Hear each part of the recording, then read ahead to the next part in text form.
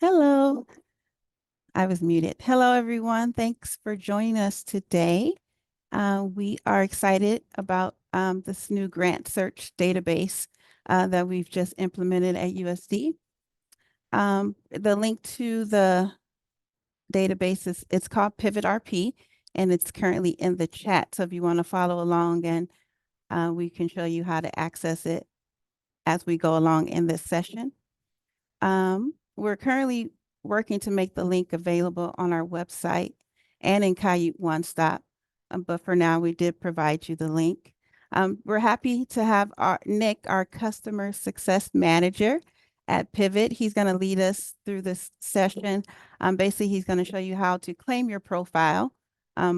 Most of you at USD, you should already have a profile in Pivot, and he'll show you how to claim it and how to conduct your first search for opportunities. So we're really excited for him to be here and to lead the session for us today. At the end, we will have a Q&A as time allows, and you can put your questions in the chat, or you can unmute yourself and ask your questions. And if we run out of time and you have questions, you can still ask them, and we'll try to provide you answers after the session. So with that, we'll have Nick get started. Thank you very much, Melinda. Hi, everyone. And yep, just to reiterate, my name is Nick Epifaniou. I work with the customer success team.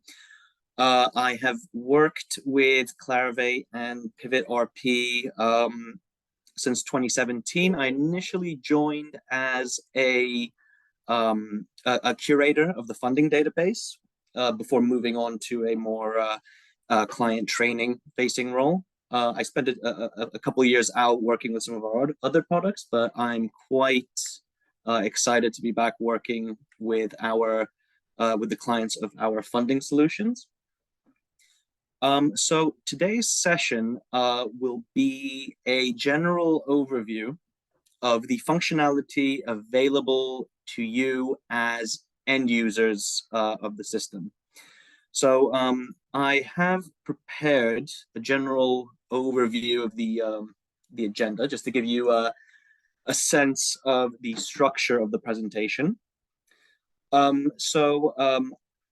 Melinda mentioned, a lot of the material that I will cover today will largely focus on some of the basics, which includes, of course, accessing Pivot RP, claiming your profile, viewing it, and viewing the profiles of others in a way as a method for potentially identifying collaborators at your institution. The large majority of the session will cover the navigation of the funding database. So in that, I'll show you the various basic and advanced components for navigating the funding database. So this will include the viewing the funding wheel and running basic searches. We will spend a little bit more time getting into the advanced search options. So I will show you how you can set up advanced searches with various parameters in order to exercise further control over the results of your search. I will also show you how you can navigate the taxonomy of keywords and disciplines. And I'll also take a moment to show you how you can implement logic of exclusion in your searches. Once we kind of have the fundamentals of the funding database navigation down, we'll also dedicate a bit more time to meaningful interaction, not just with the individual funding opportunities and the ones that you select, but also with the search parameters themselves. So in addition to showing you how you can view funding opportunities, track them, share them with others, save them for future review, on a funding opportunity level, I'll also show you what you can do with the parameters you set up so that you don't find yourself recreating the same searches. You can interact with the actual parameters themselves, and that includes saving them, setting up funding alerts based on these criteria, sharing searches, and also setting up funding calendars. So I want to dedicate quite a lot of time to navigating this because I think this is where you'll largely get the most out of the session. I am hoping to have a little bit more time towards the end for us to cover some of the additional functionality. It's a bit more intuitive, but if we can get the chance to review some of it, then that would be great. That will include the database of conferences, where you can find conferences that are inviting papers based on a specific area of interest or discipline, and provide you with some information as to how you can get involved in those events. We'll also look at the database of awarded grants, which will provide an overview of the funding opportunities that have been awarded worldwide. And this can be quite helpful in terms of getting a sense of what kind of financial outcomes you can hopefully get from applying to a certain funding scheme or program. And then we'll also hopefully take a moment to look at Research Professional News, which is our own news service, internally curated and internally developed in order to keep you apprised with various developments in the academic sphere worldwide. So again, hoping we'll have some time to look at those, but like I said, they are fairly easy to get the hang of. And hopefully we can also have some time towards the end for Q&A. What I would probably recommend is if you just so you don't perhaps forget to the question that you wanted to ask, you can submit it via the chat. That way I'll have a transcript of the questions that have been raised, and then we can get to those towards the end. If we run out of time, what I'll do is I will follow up separately with, I'll make a note of any additional questions that we don't get a chance to address. I will provide some additional guidance in an email to Melinda and Gina, and hopefully Melinda and Gina, you can pass those on. And then of course, if anyone within the time, if they want to unmute and ask a question at the end as well, then we can do that too. But yeah, let's first jump in by going through some of the basics. So for the purpose of today's training session, I've proxied as Melinda's account. Melinda, as you can see, is a system administrator for the University of South Dakota's Pivot RP license. I'm largely proxying just to give you a sense of what you will be seeing in terms of the custom branding and setup for your university. So this is what you can expect a view very similar to this upon login. You'll likely not see any of the additional support or admin functionality, but everything else that I'll show you will be available to you as an end user. So starting with just the homepage, this is just the general homepage for the university's instance of Pivot RP. And you can see just from the get-go, you have the toolbar up here with all the different components of the system. So the funding database, the conferences feature, the conferences database I mentioned earlier, as well as the database of awarded grants and our news service. And you'll also find upon login some additional tips and resources, and this will include a pathway to our support network. So you can get in touch with one of our support specialists if you have any technical queries or are encountering any issues. And then of course you'll also find some links to additional resources for you to further apprise yourself with the system outside of today's session, of course.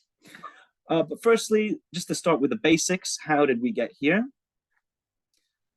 So in terms of access, when you're visiting your institution's Pivot RP instance for the first time, if you've not accessed it, you will likely encounter this window here. And you'll see here, you will be presented with two options for access. One being via account credentials, which is just a simple email address, an institutional email address. So that's one using the University of South Dakota email domain, web domain. And then on the left here, there is an option to access via single sign-on. So I've accidentally done that. Let me just rewind. I don't want to rush through this. So with this option, you can scroll and find the University of South Dakota. And upon selection, it will redirect you to the access portal for your university. So you'll see this familiar login portal, and then all you need to do here is provide your institutional details, and then you can access your account or have the option to create your account. You can also do that similarly by going to the option on the right here and clicking Create Account. And what this will do is it will ask you to use your USD credentials to set up an account as well as a password. But it can also direct you to the institutional login credentials. So that's the SSO option that I just showed you. Typically, we recommend logging in through SSO simply because this means you won't have to remember a separate username and password combination to access PivotRP. You can use the same ones that you use to log into your university's web environment. And I think in general, it's just, it helps not having to juggle another set of credentials. I'm sure we deal with that enough day to day. So this will hopefully be a much easier option for you. I do not have University of South Dakota credentials, obviously. So this part I will not be able to demonstrate for you fully, but as mentioned earlier, I've proxied via Melinda's account. So I can navigate the platform as she will see it. Once you've successfully set up your account, you'll be directed to this homepage, which in addition to the availability of the various system components, as well as some links to additional resources. Once you set up your own curated resources, this will be a bit more useful, but we'll get into that momentarily. And again, as I mentioned, some additional tips and resources. You'll also find, first and foremost, a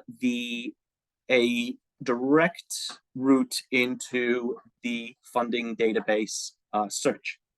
So immediately from the jump, you can search for funding opportunities using a very a basic search query construction. But you can also browse funders A to Z, and you can conduct an advanced search. On top of that, one of the things that you'll be able to do right away, once you've accessed the account, you might find that you'll get an option, you'll be prompted with an option to claim your profile. So the process is as follows.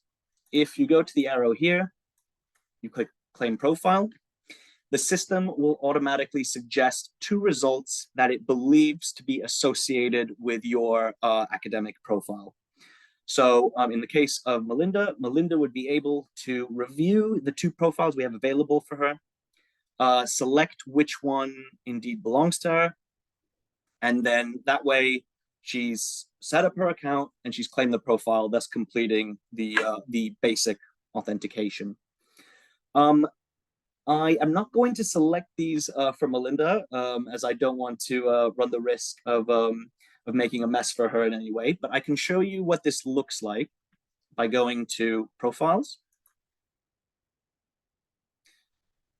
As you'll see, by clicking on Profiles, this will show you the institutional hierarchy for the University of South Dakota, organized across departmental and faculty lines, as you'll see. And then within each of these, you'll find more specific divisions. And you can also view the profiles within that division or greater faculty or parent group.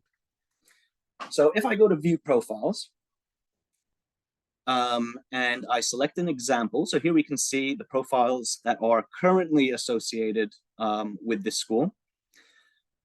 If I select Michael Algren's profile here, just to give you a look into what the profiles will look like, you'll see here that Michael has a pretty populated profile, which will include, in addition to his specializations, it also has fields to include a link to a personal website, in this case, the staff directory webpage for Michael.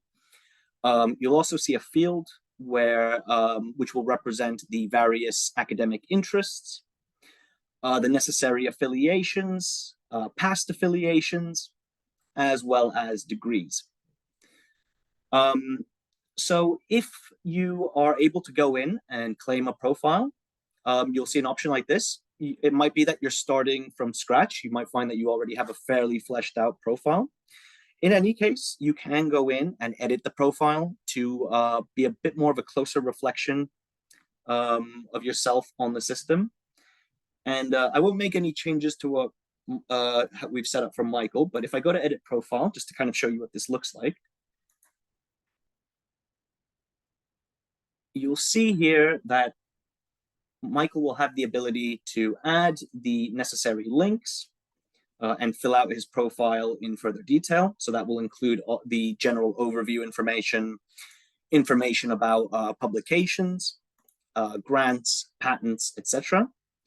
And this is something that we generally suggest that you engage with a little bit more to flesh out the profile, because one of the benefits of having a pretty comprehensive profile is that you can receive automatic funding recommendations based on the profile that you've set up. And you can see from Michael, this will be individual funding opportunities, as well as funding opportunities that have been suggested for his department as a whole. So I would recommend engaging with this a bit more and adding your information where possible. Another thing that you can do from the profile view as well is, let's say if you, staying within the School of Business, one of the things that you can do is you can go through the profiles and identify prospective collaborators. And with those collaborators, you can, as I've done here, select them and then add them to a group. You can name the group, you can add a description, and what this will allow you to do, as we'll see momentarily when we go through the funding database, it will allow you to share additional funding information within that group and hopefully kickstart a collaboration on a project that you can hopefully get funding for as a group. Moving on to the funding database itself. So obviously we had the immediate pathway to the funding database here, but you can also access the funding database by clicking on the funding tab at the top, which will take you to the dedicated funding facility of the platform. And here you will see you'll automatically be met with the ability to conduct a basic search using basic keywords. But you can also browse for available funding according to the funding wheel. And the way that the funding wheel works is, as you'll see, it has these various kind of rings around it. The more inner part of the ring will have more, I guess, parent taxonomies. So for instance, we'll see here that out of the 124 billion funding dollars worth of funding that is available, you can see by hovering, sorry, I think my computer just, there we go. You'll see that 73.61 billion US dollars are available for the broad category of natural and physical sciences, mathematics, and technology. Roughly $50 billion for social sciences. And then as you move outwards, you'll see, so if I start with social sciences and I move outwards, you'll see that it'll allow me to select more specific disciplines within that parent discipline. So that's generally how the funding wheel works. typically what I recommend in terms of searching funding, just so that you can exercise further control over your search results, is using the search options here or going to the advanced search. So for example, let's say that we want to find funding opportunities that are broadly in the area or the intersection of education and artificial intelligence. So what I can do with the simple search is I can put in education just to start, and then in all caps and then let's see if by putting AI, what that will retrieve for us. So here we can see that will retrieve roughly 55 results. Not a perfect method because it relies on a very sort of basic search mechanism. But in any case, you'll see some of these funding opportunities right away. And if I scroll down, I can click into one of these to find out a little bit more. So just to kind of take you through the structure of the funding database, funding opportunities. This is an entry for the funding opportunity here. So it will provide you with a lot of the sort of basic information, which will include a website to the original funder entry for that. The funder in this case being Microsoft, so it will take you to the Microsoft page for this particular grant. You'll also find some additional information. So obviously, in addition to telling us who the funder is, it'll tell us the funder type. Obviously, with it being Microsoft, it'll be a commercial or private sector entity.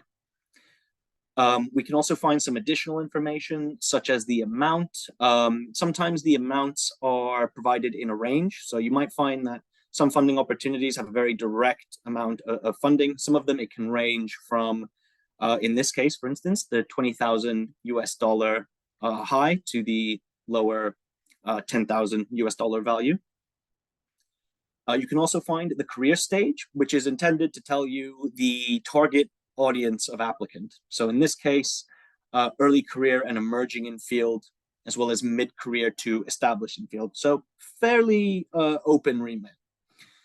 And we'll see as well that the location of the applicant institution, the citizenship, and the location of the activity where you'd be carrying out the research, the funded research, are all unrestricted.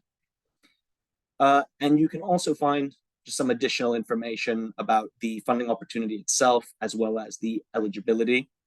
You'll also see the keywords that this is tagged with using the taxonomy, the taxonomy of disciplines that we have. And I'll briefly show you that in a moment when we go through the advanced search option. But in essence, to explain how we got here, when you conduct that basic search will essentially scan the relevant fields for mentions of education and AI. In this case, both are mentioned. So naturally, this will have been retrieved as part of that initial search.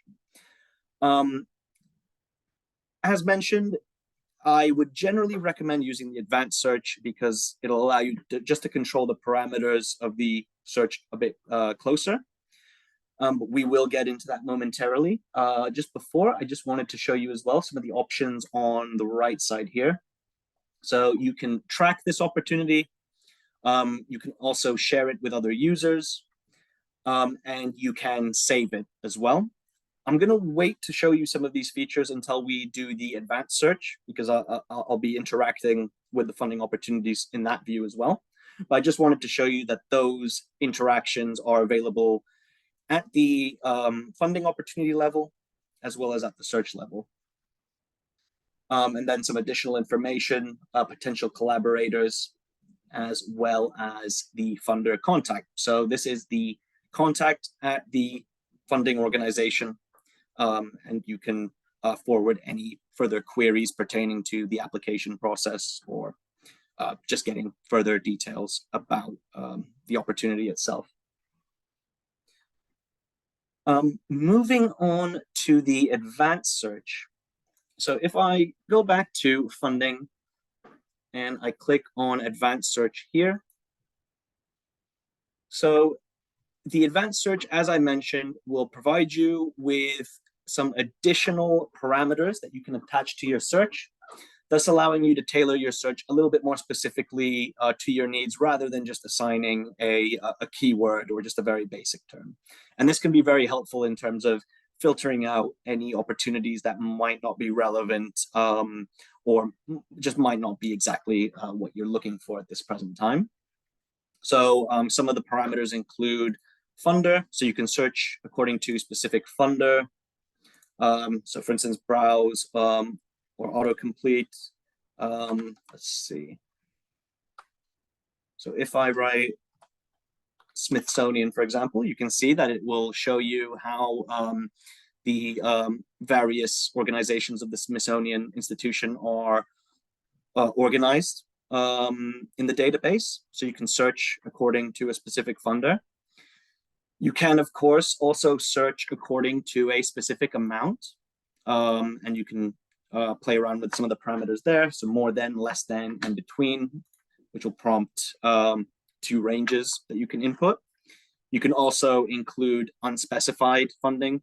So this is where a concrete figure isn't outlined. It might be more determined according to need or scope of the project, but you do have the ability to filter those. And you can, of course, select the currency that you would like this to be represented in. You can also search according to the deadline. And this will come up momentarily, but first, let me show you the taxonomy of research disciplines. So going down here, you'll see the keyword parameter. And what you can do is you can use this autocomplete option to search for specific terms. So for instance, if I type in education, that will show us the education parent terms, but also the various sub-disciplines that are represented in the taxonomy. And you'll see how they are organized within that taxonomy. Another way that you can approach this is by clicking browse. And what that will do is that will show you the parent taxonomy terms. And then you can go more specifically into the subterms. So for instance, agriculture and food sciences, or education. So you can see here the various education disciplines. And these can go into quite specific areas. So this is one way that you can navigate the taxonomy, just to carefully craft your search criteria a little bit more.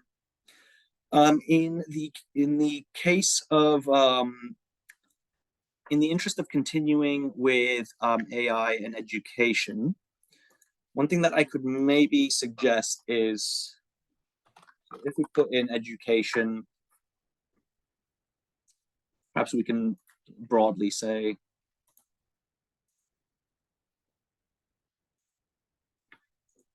and we can also put in artificial intelligence. So this is just one way that you can go about it. Of course, you can also search things like technology, education.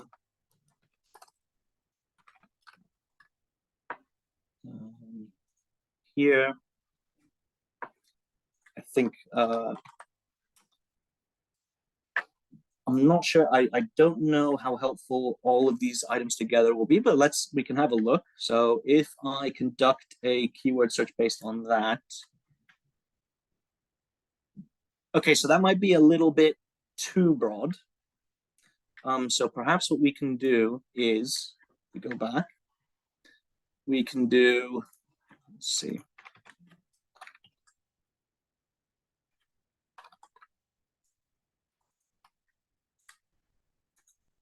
Okay, I don't know why it won't let me, but here we go. We can just do that. Education and artificial intelligence. Oop.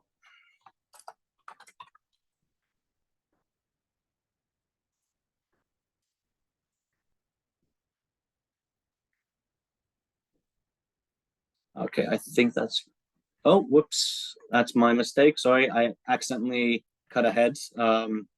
That's something I wanted to show you later. I accidentally did it according to logic of exclusion. So let me just do that one more time. Artificial intelligence. And speaking of logic of exclusion, something that could be quite helpful in terms of setting up exclusionary searches. So these are obviously terms to filter out certain funding opportunities. So whereas up here, you might want to, these are the funding opportunities that you will want to see. Here's how you can filter out ones that you might not be as interested in. Something that I typically like to show people with the exclusionary search, for example, if I go to deadlines, I can ask the results to not show me any funding opportunities where the deadline for applications occurs within the next 14 days. By default, if you do not have a exclusion for the deadlines, the results may retrieve items with a deadline as early as the next day or a couple days after, which isn't a particularly helpful amount of time in order to prepare an application. So one of the things that you can do with the logic of exclusion is go to exclude opportunities, and you can exclude opportunities where the deadline occurs within the next 14 days. So if I select 14 days, go to search. And here we can see some of the funding opportunities available there. Of course, you can go back and refine your search a little bit more if you need to exercise a little bit more control. Again, this is fairly broad, but you can add things such as career stage, country of applicant, as well as some other parameters to narrow it down a little bit more. What I'll do towards the end as well is I'll send a link to some of our guidance materials to help you, to provide you with some additional tips for how you can construct your searches. But now, having constructed a search, what I can do is, as I mentioned earlier, you can interact with the funding opportunities as well as the search criteria to a certain degree. So for example, if I like the look of some of these funding opportunities, I can select them and I can opt to track these funding opportunities. So that will basically alert me to any changes with the funding opportunities, be it the deadline, if the deadline is postponed, brought forward, or perhaps canceled, then that's something that I can keep ahead of using the track feature. And that will be an alert that you receive via email. I won't do that for now, just because I don't want Melinda to receive any unnecessary alerts.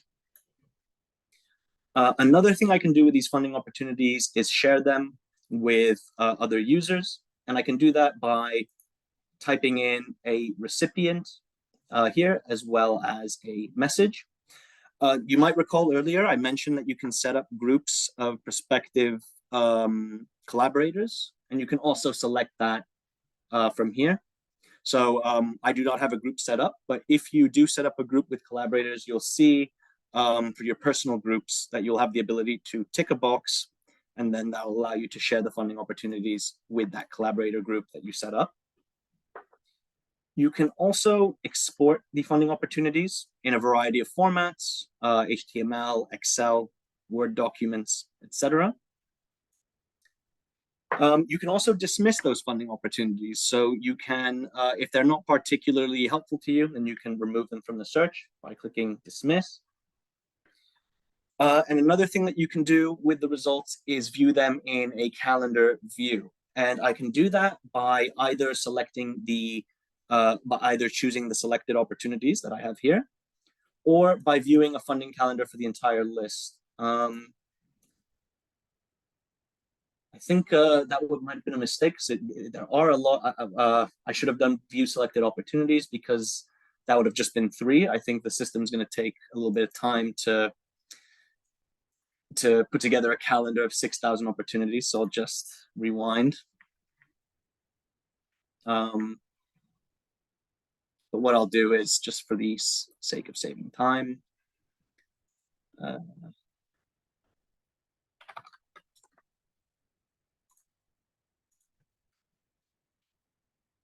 So let's select some of these and then go to calendar view, view selected opportunities. And this will prompt a funding calendar. So you might recall that some of those deadlines, they are a bit further along. So if I go to June or even beyond, let's see. Okay, well, we can see the one that we have for June available here. And what you can do with this funding calendar is you can integrate it with your own personal software, and you can do that through two options. You can use the download option here, which will generate a calendar link, and you can easily integrate that into your own Outlook. Another thing that you can do is click subscribe, which will generate a similar calendar link. However, the difference here being that this calendar link will be a dynamic one. So the way that this works is, if you download a funding calendar, because you're downloading the final, it's a file that will be preserved in this state. So it's a static resource. So that means if there are any changes to the funding information or to the deadline, these will not be reflected in the static calendar entry that you have. However, by clicking subscribe, this will create a dynamic funding calendar. And then that way, if there are any changes to the deadlines for any of these opportunities, they will be reflected in your own calendar software as well. So I would personally recommend using this option here, just to be safe. Moving on, some of the other interactions that you can have with the funding database. I mentioned, in addition to interacting with the opportunities, you can interact with the search criteria that you set up. And the way that this works is, once you've conducted your search, whether it's this the simple search or the advanced search, you'll see an option here which allows you to save it. So you can put in a test search, and then there will be an option here that will allow you to receive a weekly email which contains new or updated funding opportunities that match that criteria. So the way that this works is, once you save your criteria, you will receive on a weekly basis, I believe the alerts are generated on Sunday Eastern time,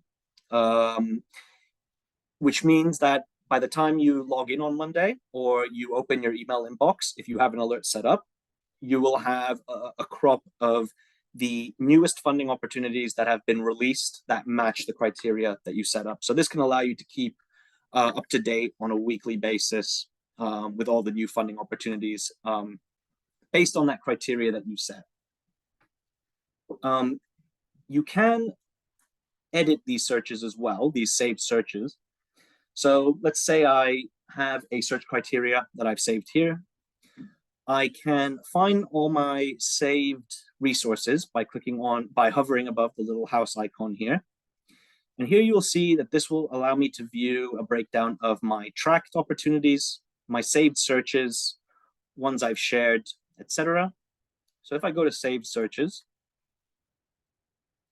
I can see here the search that I've saved.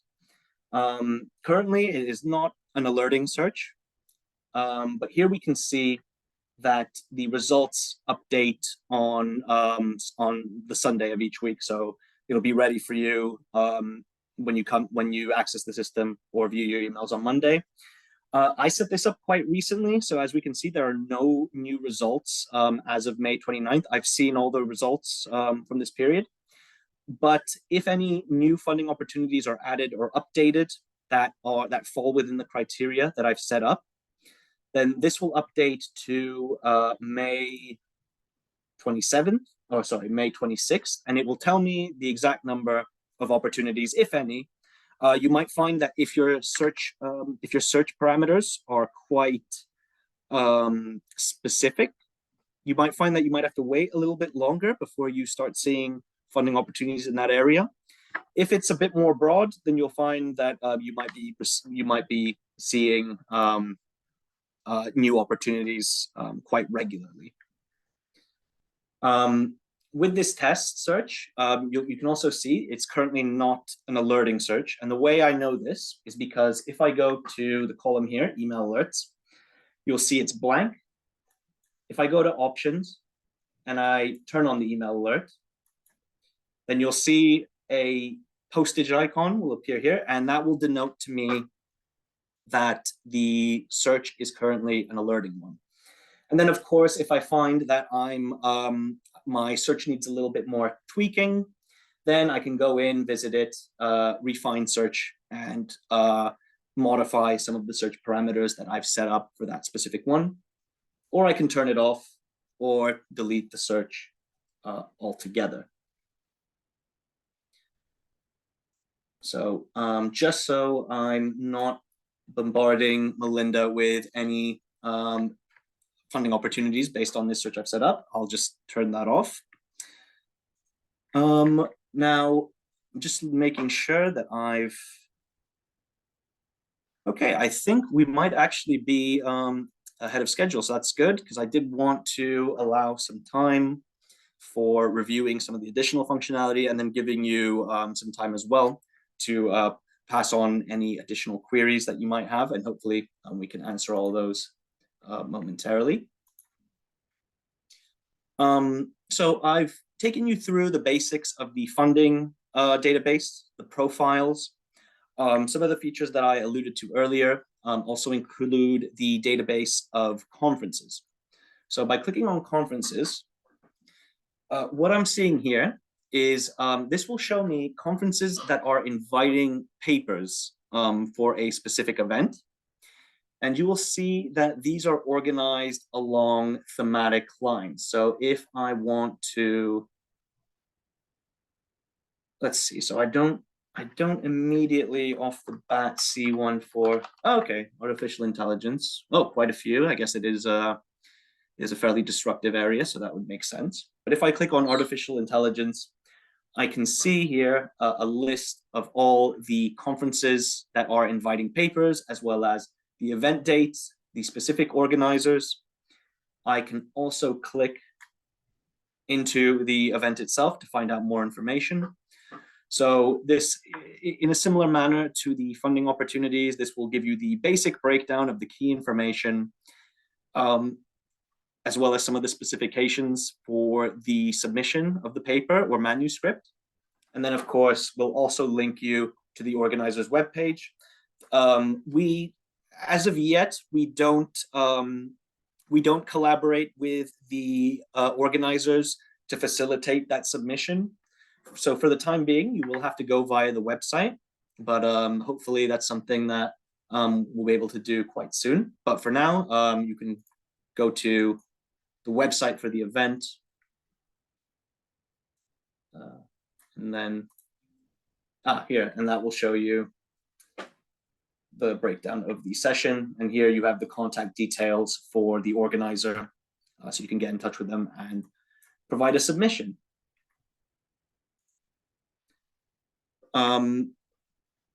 Moving on to the awarded grants. So here you'll see awarded grants, and you can search for awarded grants based on either a simple search, an advanced search here as well.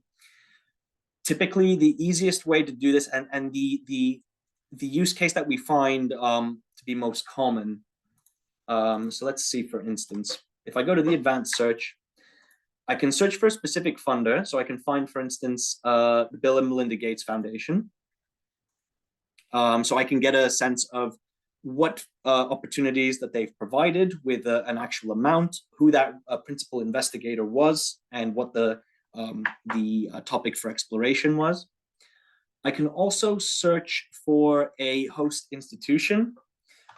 So that I can have a look for South Dakota. I don't know that we have that much information for South Dakota as of yet. This is something that we are, okay, University of South Dakota. So let's see if this retrieves anything. If not, I can show you Okay, so we currently on record don't have any funding opportunities awarded to South Dakota, University of South Dakota through the Bill and Melinda Gates Foundation. However, you can still get some pretty helpful information by going to Bill and Melinda Gates Foundation.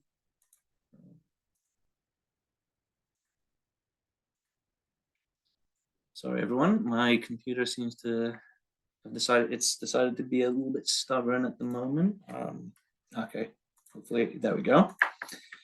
And by searching for funding for awarded grants from this funder, so here we can see that according to our records, and these are not by any means fully complete. This is a part of the service that we're constantly working on getting more information about.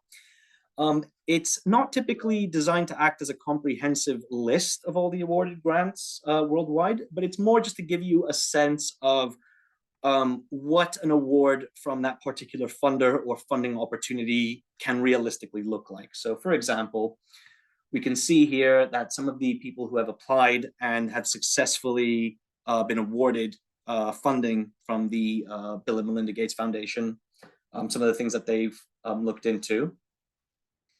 So for example, University of Georgia or Association of Educational Publishers, you can see the general abstract for the research that they were funding.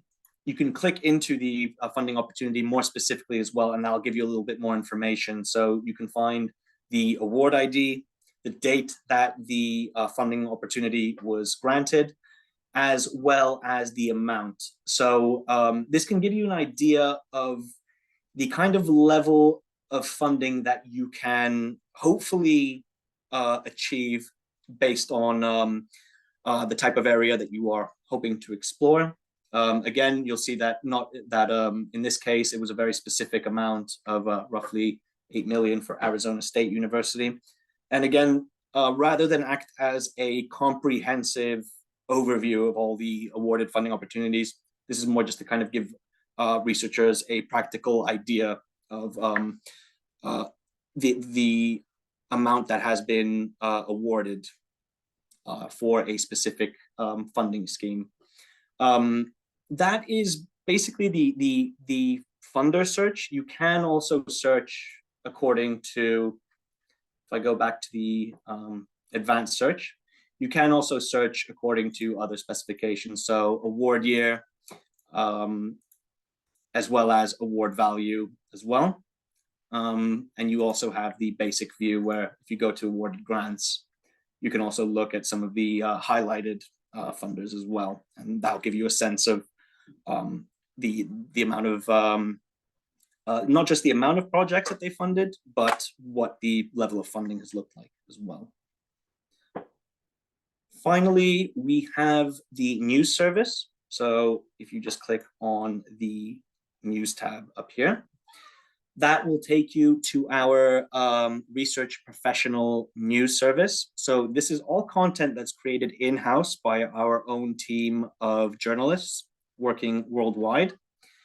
And this will basically provide you with analysis and overviews of developments across the world of academia, as well as any other political or economic events that could have impact on the academic world and the world of research funding.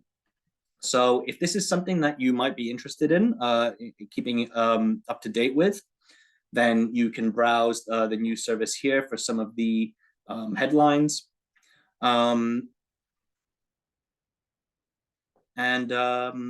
Yeah, I believe, let me just double check.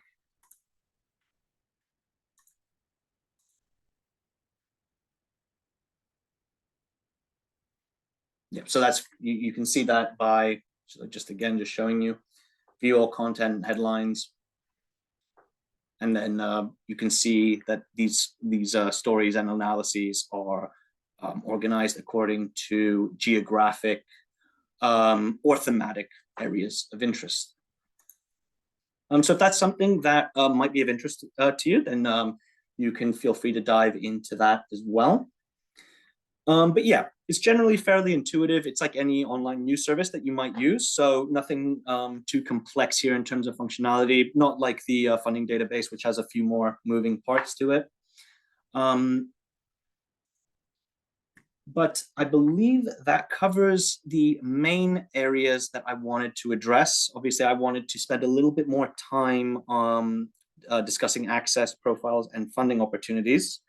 So hopefully the information here is helpful. Again, like I mentioned, you can find additional resources by going to the homepage for the University of South Dakota's PivotRP instance. And then that will include links to documentation hosted on our Knowledge Center, some tips for searching, as well as setting up your profile. We do also have, in addition to written resources, we have video resources, which might be a little bit more illustrative and concise.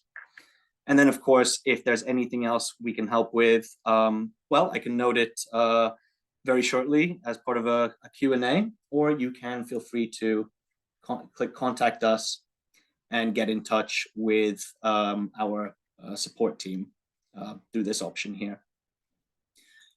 But that is the system in a nutshell. I think we do still have some time on the clock, so I'm happy to open the floor to some questions. So what I'm going to do is I'm just going to look through the chat. But of course, if you do have any additional questions, then I'll stay on until the end of the call and I'll happily answer if possible. If not, I can follow up with some additional resources as well.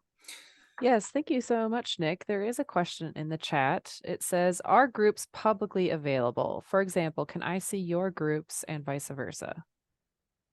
And I can see that's, okay, so yeah, that's been asked by Travis. So in a nutshell, Travis, you can set up the groups to be, so if you are approaching as an end user, these groups are generally set up as a personal group. So these will be visible to yourself, and your selected collaborators, as well as to the system admins. But largely due to the fact that people can form numerous groups, we restrict access to we restrict visibility to the people who are in that group and the system admin. So for instance, someone outside your group, unless they were invited, they wouldn't be able to view this group. For instance, via, if we go to, let's see. So if we go to groups on the homepage, they wouldn't be able to view them unless they were a public group. And public groups, that is something that's specifically reserved for administrators to set up. So any group that you set up with prospective collaborators will only be visible to you, those collaborators, as well as the system administrators. But they will not be visible to anyone else who you wouldn't have approached as a prospective collaborator to begin with. Hopefully that's helpful.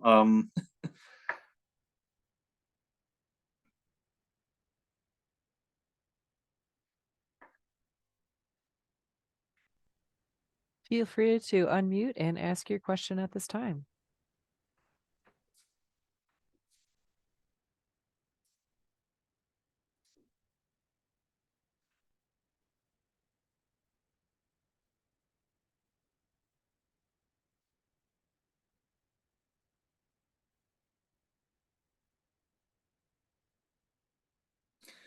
In any case, what I'm going to do, in case that I'll stay on till the end if there are any questions. But what I'll do is I will just make sure as well. I'll put into the chat the link to the Knowledge Center as well for PivotRP. So if you do want to dive into those resources, are linked on the homepage for the University of South Dakota's PivotRP instance. But I'll just put them in the chat as well. Oops, that's not the right product. Here we go.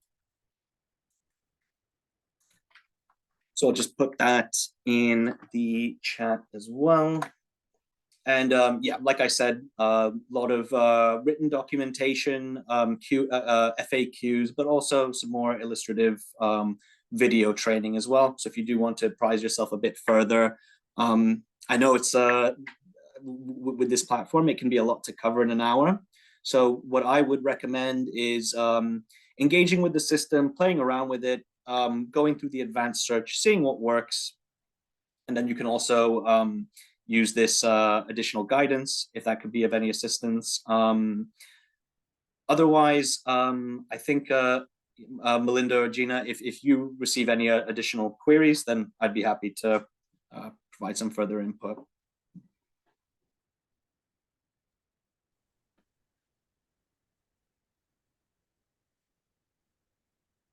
Sounds good. Thank you, Nick. Also, just wanted to put out there if anyone wants to have us sit down with you individually to go through some searches, and RSP, we're happy to do that.